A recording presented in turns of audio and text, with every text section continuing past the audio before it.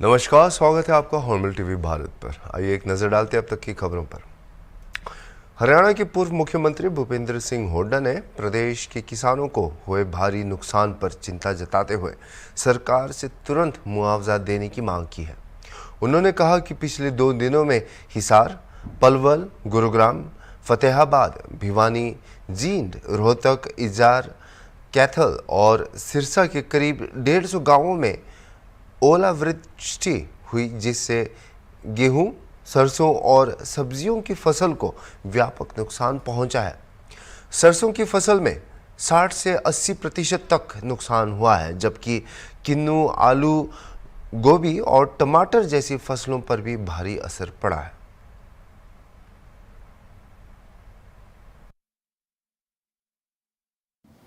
तीस दिसंबर का दिन और एक दिन बाकी बचा है वर्ष 2024 का।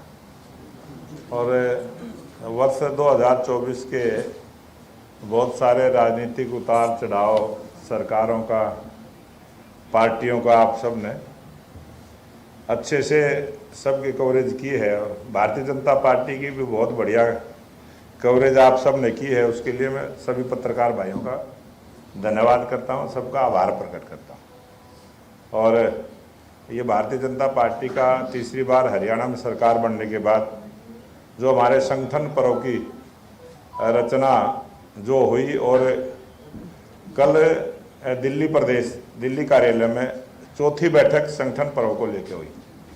और जब भी दिल्ली बैठक हुई तब भी मैंने पूरी जानकारी मीडिया को भी और आप सबको दी। और अब क्योंकि संगठन पर्व में सबसे पहला जो अभियान था साधारण सदस्य बनाने का, वो हमारा पूरा हुआ और आज हरियाणा प्रदेश में 41 लाख सदस्य भारतीय जनता पार्टी के बने। और एक नंबर जारी किया था, उस नंबर के माध्यम से पूरा विवरण टेलीफोन के द्वारा डिजिटल माध्यम से प्रत्येक कार्यकर्ता की सटीक जानकारी सही एड्रेस के साथ, पिन कोड के साथ जो दर्ज हुई है। उसके बाद हमारा दूसरे चरण का अभियान चला के सक्रिय सदस्य बनाना, और सक्रिय सदस्य बनाने का टारगेट जो हमने लिया था उसमें 31,000 से ज़्यादा सक्रिय सदस्य बने। हरियाणा प्रदेश में 20,629 बूथ हैं। प्रत्येक बूथ पर 2 सक्रिय सदस्य जरूर बने, हमारा बूथ का अध्यक्ष और BLA 2। और हमने 3 कार्यकर्ता कम से कम सक्रिय सदस्य बने। इस प्रकार की हमने योजना और रचना की है और 31,000 से ज़्यादा सदस्य सक्रिय बने हैं। प्रत्येक बूथ पर 3 बने, इस प्रकार की रचना की योजना हमने बनाई। और जब हमारा सक्रिय सदस्य का अभियान पूरा हुआ, 50% से ज़्यादा उसके सदस्य बने, तो उसके बाद तीसरा अभियान हमें मिला के चुनाव करवाने के लिए चुनाव की टीम का गठन हुआ, जिसमें चुनाव के प्रभारी के तौर पर बहन अर्चना जी और एक पूरी टीम प्रदेश की भी बनी, जिलों की भी बनी और मंडलों की भी बनी, जो प्रत्येक बूथ पर जाकर चुनाव की प्रक्रिया में भाग लेंगे। ऐसे भी हमने जो 4390 हमारे जो शक्ति केंद्र हैं, उन सब शक्ति केंद्रों के सहायकों की भी नियुक्ति करते हुए और बूथ तक की जिम्मेवारी दी है, ताकि वो जाके बूथ की हमारी जो कमेटी बनेगी 1+11 और पन्ना प्रमुख। पहाड़ी इलाकों में हो रही बर्फबारी से शुरू हुई शीतलहर का कहर अभी भी लगातार जारी है। पड़ रही शीतलहर से पूरा उत्तर भारत प्रभावित है। ऐसे में खुद को ठंड से बचाने के लिए घरों के अंदर रहने पर मजबूर हो गए हैं। बात करें मौसम विभाग की, तो उसका मानना है कि 2 से 3 दिनों तक लखनऊ के साथ ही उत्तर प्रदेश के सभी जनपदों समेत पूरे उत्तर भारत में शीतलहर से राहत मिलने के आसार नहीं है। मौसम पर देखिए लखनऊ से एक ये रिपोर्ट। पहाड़ी इलाकों में पड़ रही बर्फबारी ने मैदानी इलाकों में ठंड बढ़ा दी है। बात करें उत्तर प्रदेश की राजधानी लखनऊ की या पूरे उत्तर भारत में ठंड का कहर जारी है, शीतलहर जारी है। और मौसम विभाग ने भी अभी कहा है कि अभी जो बर्फबारी का सिलसिला है, जो पहाड़ी इलाकों में जो बर्फबारी का सिलसिला शुरू हुआ है, वो अगले 2 से 4 दिनों तक ये सिलसिला जारी रहेगा। और जाहिर सी बात है, जिस तरह से पहाड़ी इलाकों में बर्फबारी होगी और ठंड बढ़ेगी, मैदानी इलाकों में पूरे उत्तर भारत में ठंड का असर रहेगा। और देख सकते हैं हम इस वक्त हैं लखनऊ का, काफ़ी भीड़ भाड़ वाला इलाका हजरतगंज है, यहाँ पे भी यातायात बिल्कुल ठहरा हुआ है। जो लोग जा भी रहे हैं वो बेहद ज़रूरी काम है, उस वजह से लोग घर से निकल रहे हैं। लेकिन इस बीच मौसम विभाग ने भी अलर्ट जारी किया है कि जो पहाड़ी इलाके हैं वहाँ पर बर्फबारी का सिलसिला लगातार जारी रहेगा। ऐसे में मौसम विभाग ने कहा है कि अगर ज़रूरत हो तो ही घर से निकले, अगर ज़रूरत नहीं है तो लोग घरों पर ही रहें, क्योंकि शीतलहर का जो शीतलहर है आने वाले समय में शीतलहर का कहर और भी जारी रहेगा। वीडियो जर्नलिस्ट विजय के साथ अनूप चौधरी, हॉर्नबिल टीवी, लखनऊ। लखनऊ में नगर निगम की महिला कर्मचारी से मारपीट का मामला सामने आया है। नगर निगम के अधिकारियों से मिली जानकारी के अनुसार महिला कर्मचारी अपनी टीम के साथ जोन 7 के अंतर्गत सफाई कार्य करवाने के लिए पहुंची थी। महापौर सुषमा अग्रवाल ने बताया कि यहां अवैध रूप से ठेले लगाने वाले बांग्लादेशी व महिला अधिकारी के बीच सफाई के दौरान विवाद हो गया। विवाद के बाद अवैध कारोबार करने वाले बांग्लादेशियों ने महिला कर्मचारी व उनकी टीम को घेर लिया और उनकी पिटाई कर दी। इसी मुद्दे पर हॉर्नबिल टीवी ने महापौर सुषमा अग्रवाल से एक खास बातचीत की है। आइए सुनते हैं। के द्वारा बड़ी कार्रवाई की जा रही है। आप मेरे पीछे देख सकते हैं, यहाँ पर एलडीए बुलडोजर के साथ पहुंचा है और एक बड़ी कार्रवाई कर रहा है। आपको बता दें, एलडीए द्वारा यहाँ पर जो दुकानदार हैं, जो शोरूम है, उनको चेतावनी दी गई थी कि जो यहाँ पर जो लगे साइन बोर्ड हैं, उनको लेकर एक मानक तैयार किए गए थे। जो साइन बोर्ड है उनका एक साइज निर्धारित किया गया था और साथ ही जो उस पर टेक्स्ट है उसको लेकर भी एक साइज निर्धारित किया गया था, जिसके बाद जो दुकानदार हैं उन्होंने ये कार्रवाई नहीं की और अपने साइन बोर्ड को नहीं बदला, जिसके बाद ये कार्रवाई की जा रही है। आप तस्वीरों में देख सकते हैं, एलडीए बुलडोजर के साथ पहुंचा है और यहाँ पे कार्रवाई कर रहा है। ये कार्रवाई अंदाजे अवधि योजना के अंतर्गत हो रही है। आप यहाँ पर देख सकते हैं कि बुलडोजर के द्वारा यहाँ पर जो बड़े बड़े साइन बोर्ड लगे हैं उनको तोड़ा जा रहा है। आपको बता दें, इससे पहले भी एलडीए के द्वारा यहाँ पे जो दुकानदार थे उनको चेतावनी दी गई थी कि जो बड़े बड़े साइन बोर्ड हैं जो मानक के अनुरूप नहीं है उनको हटा लिया जाए, लेकिन दुकानदारों की तरफ से कोई कार्रवाई नहीं की गई और इन साइन बोर्ड को नहीं बदला। यहाँ पर जोनल अधिकारी हैं, हम उनसे भी बात करने की कोशिश करेंगे। हमारे साथ बात करने के लिए जोनल अधिकारी सर, आज आपके द्वारा यहाँ पर कार्रवाई की जा रही, क्या है पूरा मामला? ये पूरा हेरिटेज जोन में आता है हजरतगंज। जो लेन देख रहे हैं आप इधर उधर, एक योजना है सरकार की, अंदाजे अवध योजना। उसके तहत ये फसाड कंट्रोल गाइडलाइन है, जिसमें कि ये जो बिल्डिंगें हैं उनका कलर पिंक और येलो में करना है और ये जो साइनेज जगह जगह बहुत अधिक मात्रा में लगा लिए, जिससे पूरा फसाड ढक गया है। उसी को हम लोग अनुपालन कराने के लिए नोटिस दिए, 3-4 बार मार्च किए। आप एक एक दुकानदार को जा जाके बताए भी, उसके बाद ये अनुपालन नहीं हुआ है तो जगह जगह जहाँ ज़्यादा है उसको हम लोग हटा रहे हैं। उसके बाद इनके सहयोग से ही ये कराना भी है। ये जोनल अधिकारी थे जिनका कहना है कि अंदाजे अवध योजना के अंतर्गत ये कार्रवाई की जा रही है। के साथ मोहम्मद आमिर, हॉर्नबिल। खबर भोपाल से है, जहां कांग्रेस प्रदेश अध्यक्ष जीतू पटवारी ने आरटीओ के पूर्व आरक्षक सौरभ शर्मा की हत्या की आशंका जताई है। पटवारी का कहना है कि शर्मा की गिरफ्तारी से भ्रष्टाचार के कई चेहरे बेनकाब होंगे। उन्होंने सरकार से सौरभ शर्मा को सुरक्षा देने और भ्रष्टाचार के सच को उजागर करने की मांग की है। वकील ने भी उनके एनकाउंटर का डर जताया है। देखिए, जिस प्रकार से इन भ्रष्टाचारियों को न्यूट्रलाइज किया जा रहा है, और आप देखिए प्रधानमंत्री नरेंद्र मोदी का सपना है जिसमें भ्रष्टाचार को खत्म करना, जीरो टॉलरेंस की नीति, और सरकार कितनी निष्पक्षता के साथ, चाहे ड्रग्स माफिया हो, चाहे इस तरह के जो भ्रष्टाचार की अकूत संपत्ति वाले हो, इन पर कार्रवाई कर रही है। लेकिन कार्रवाई में भी किस प्रकार की भ्रमित करने वाली राजनीति कर रहे हैं। अरे आप अपनी सरकारों का तो गिना दीजिए। कांग्रेस के साथियों से मेरा इतना अनुरोध है कि जिन राज्यों में आपकी सरकार है वहां किसी भी भ्रष्टाचारी पे आपने इतनी बड़ी कार्रवाई की? किसी भी ड्रग्स माफिया पे आपने कार्रवाई की? नहीं की, क्योंकि तिजोरियां जो भरते थे मिलजुल कर। लेकिन आज जब बहुत पारदर्शिता के साथ जांच एजेंसियां कार्रवाई भी कर रही हैं और इस प्रकार के लोगों को निस्तानाबूद कर रही हैं। तो पेट में दर्द किसको हो रहा है? इन्हीं कांग्रेसियों को। परिवहन विभाग के पूर्व सिपाही के पास अकूत संपत्ति मिली है। आज मध्य प्रदेश कांग्रेस के अध्यक्ष पटवारी ने आरोप लगाया है कि उसकी हत्या की जा सकती है। ऐसी उनको कहीं से इनपुट प्राप्त हुए हैं और इसलिए उसकी गिरफ्तारी डिले हो रही है। और जो आरोपी है शर्मा, उसकी मां ने भी ये आशंका जताई थी और उनके वकील ने भी। देखिए, कांग्रेस पार्टी तो हमेशा, चाहे वो आतंकियों की पनाहगार रही हो या जिहादियों की, अब वो भ्रष्ट अधिकारियों और भ्रष्ट जो पकड़ा जाते हैं भ्रष्टाचार में, उनकी भी खबर लेना चाह रही है। भैया, जांच एजेंसियां काम कर रही, कुछ उनके लिए भी छोड़ दीजिए। और आपको लग रहा है कि उसकी जान को खतरा, तो कुछ प्रमाण हो, कुछ तथ्यात्मक जानकारी हो, तो एजेंसियों को दे। लेकिन सनसनी बनाना और सनसनी बनाकर अपने आप को रेखांकित करना, यही वो कह रहे हैं खतरा इसलिए है क्योंकि वो और भी बड़े नाम बाहर आ सकते हैं। देखिए, कपोल कल्पित बात है। बड़े नाम हो, छोटे नाम हो, कोई भी नाम हो, कोई बचेगा आपको लग रहा है? इतनी बड़ी कार्रवाई किसने की? हमारी सरकार ने। इतनी बड़ी कार्रवाई को अंजाम कौन दे रहा है?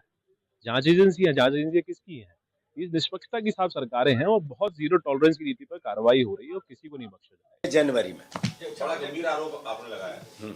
क्या लगता है क्यों सौरभ की हत्या क्यों हो सकती है? ऐसा है कि मैंने जैसा कहा, लोक आयुक्त जिस दिन आया उससे 2 दिन पहले सौरभ जी को पता चल गया है कि हमारे यहाँ ईडी लोक आयुक्त आएंगे। ये भी उनको पता था कि इनकम टैक्स आएंगे, ये भी पता था कि ईडी भी आएगी। तो अधिकारियों ने लीपा पोती कर कुरा के, सरकार ने लीपा पोती करके सबसे पहले उनको रवाना किया। फिर जैसे जैसे तथ्य सामने आ रहे हैं, एक मकान पे आपने रेड डाली, 4 मकान छोड़ दिए। आपने भोपाल में रेड डाली, ग्वालियर में छोड़ दिया।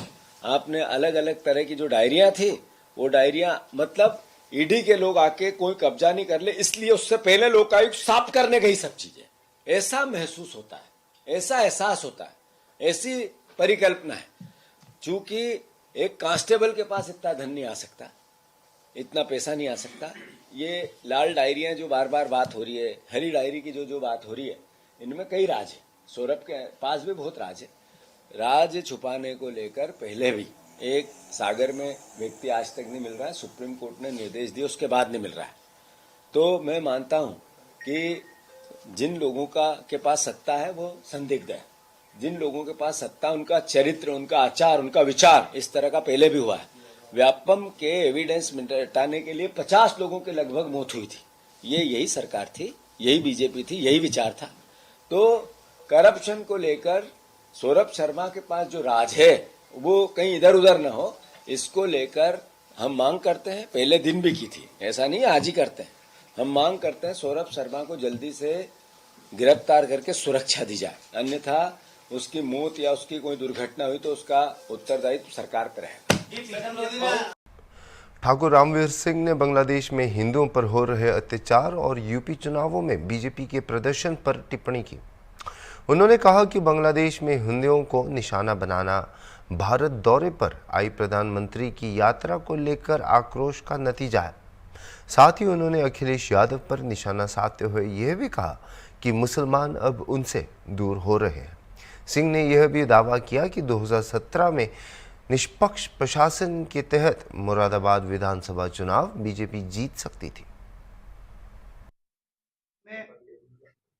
9 सीटों पर चुनाव हुआ उत्तर प्रदेश में। इसमें मिली हार के बाद बौखला समाजवादी पार्टी में देखने को मिल रही है और समाजवादी पार्टी ने सीसीटीवी फुटेज और तमाम डाटा मांगा है जिन सीटों पर चुनाव हुआ है। क्या मानते हो इस समाजवादी पार्टी के बारे में? जैसे मुझे मीडिया के बंधुओं ने बताया कि उन्होंने चुनाव आयोग से 7 सीटों का डेटाज कैमरेज का मांगा है, जितने भी कैमरे लगे हुए थे। या तो वो 9 के 9 मांगता, तब ये लगता कि हाँ सही हुआ है। जहाँ 2 पर उन्होंने नहीं मांगा, क्या वहाँ उत्तर प्रदेश में सरकार भारतीय जनता पार्टी की नहीं है?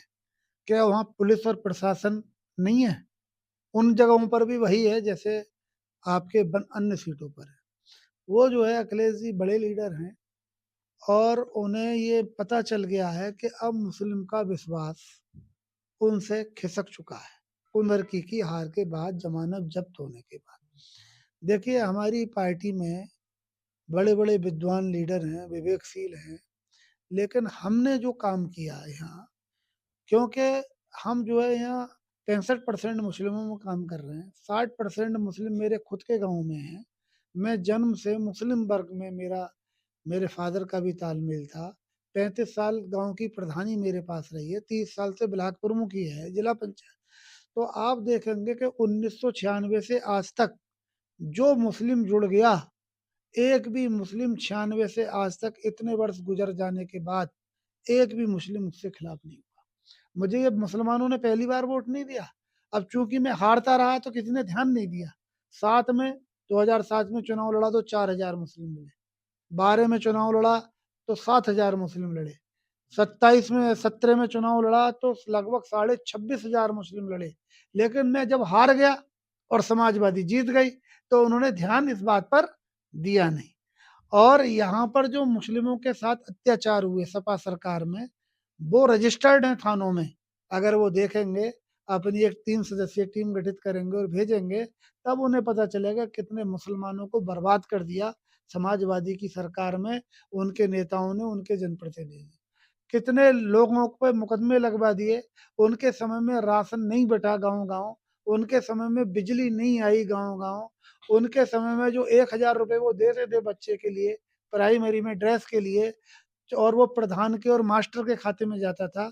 मास्टर और प्रधान आधा हिस्सा कर लिया करते थे 400 रुपए, और 400 रुपए विधायक और विधायक जी के सपोर्टर और गुंडे कर लिया करते थे, और 200 रुपए का सामान उनके बच्चे पे जाता था, छात्र पे। आज योगी बाबा ने 1000 के 1200 किए और 1200 रुपए जो सीधे बच्चे की माँ के खाते में डाल दिए, तो 12 पैसे भी इधर उधर नहीं जा रहे हैं। आज राशन भी इधर उधर नहीं जा रहा है। पहले राशन डीलर के यहाँ तो चक्कर लगाता था उपभोक्ता, अब राशन डीलर उपभोक्ता के घर जा रहा है कि भैया अपना राशन उठा ले, नहीं तो मुझसे खामोखा पूछताछ होगी प्रशासन की। अभी कुछ देर पहले मध्य प्रदेश में लगातार बारिश और ओलावृष्टि से फसलों को भारी नुकसान हुआ है। मुख्यमंत्री डॉक्टर मोहन यादव ने किसानों के लिए राहत उपायों की घोषणा की है, जिसमें धान खरीद अवधि बढ़ाना, छोटे किसानों को वित्तीय सहायता और प्राकृतिक आपदाओं प्रावधानों के तहत मुआवजा शामिल है। सरकार ने संकट में समर्थन का आश्वासन दिया है और नागरिकों से सतर्क रहने की भी अपील की है। मौसम मध्य प्रदेश में भी देश के साथ साथ बदला है। ऐसे में हमारे किसानों की दृष्टि से जो हमने तो 2 निर्णय किए थे। एक निर्णय तो ये कहा कि जो अगर बारिश है तो किसानों बंधुओं से निवेदन है कि वो अपना धान बेचने अभी उपार्जन के लिए न लाए। हम इसको आगे जो खरीद की तारीख है उस तारीख में बढ़ा करके वो एडजस्ट करेंगे कि भाई ये जो दिन बच रहे हैं ये उधर बढ़ा देंगे। दूसरा एक निर्णय कर रहे हैं कि ये जो हमारे द्वारा संकल्प पत्र में कहा गया था कि हमारे किसानों की आय की दृष्टि से खास करके बोनस खरीद में हम एक तरह से धान खरीदने में मदद करें, तो उस फार्मूले पे भी सरकार काम कर रही है कि अपनी प्रति हेक्टर राशि दे दी जाए, ताकि जो छोटे किसान जो उपार्जन करने नहीं आ पाते हैं या वो अपनी फसल को अपने स्तर से बेच देते हैं, तो मैं समझता हूँ कि ये किसानों के लिए बहुत बड़ा निर्णय है। एक तरह से हम उस पर काम कर रहे हैं। बहुत जल्दी इसमें भी डिक्लेयर करेंगे कि हमारे किसान जो फसल लगाते हैं वो फसल अपनी कहीं भी बेचे, सरकार उनको वहीं उनके खाते में मदद कर दे, बजाय वो उपार्जन करके अपनी ज़मीन से हमारे यहाँ ला करके बेचे और उसका हिसाब हम रखें, और वो अनावश्यक कोई नहीं आ पाता तो वो छोटे किसान तो छूट ही जाते हैं। जो बड़े किसान ट्रैक्टर होता है, बड़ा साधन होता है, या वो 2 4 10 15 दिन महीने 2 महीने अपन फसल संभाल सकता है, सक्षम लोग हैं। लेकिन थोड़े कमज़ोर किसानों को काफ़ी तकलीफ आती है, इनकी शिकायतें आई थी। हम कोशिश कर रहे हैं कि ऐसे करके हमारे प्रत्येक किसान के जीवन में सरकार सदैव खड़ी है। इसी प्रकार से कोई नुकसानी अगर होती है असमय ओला पाला या अन्य प्रकार की व्यवस्थाओं के लिए, तो वो नज़दीक में कलेक्टर को सूचना है कि वो ऐसी स्थिति में सरकार संवेदनशील तरीके साथ में सभी किसानों के है। मैं उम्मीद करता हूं कि आप भी बचें, बाकी को भी बचाएं। मौसम ठंडा है, अपने लिए फसल भी बचाना। अभी के लिए इतना ही, और खबरों के लिए आप देखते रहिए हॉर्नबिल टीवी।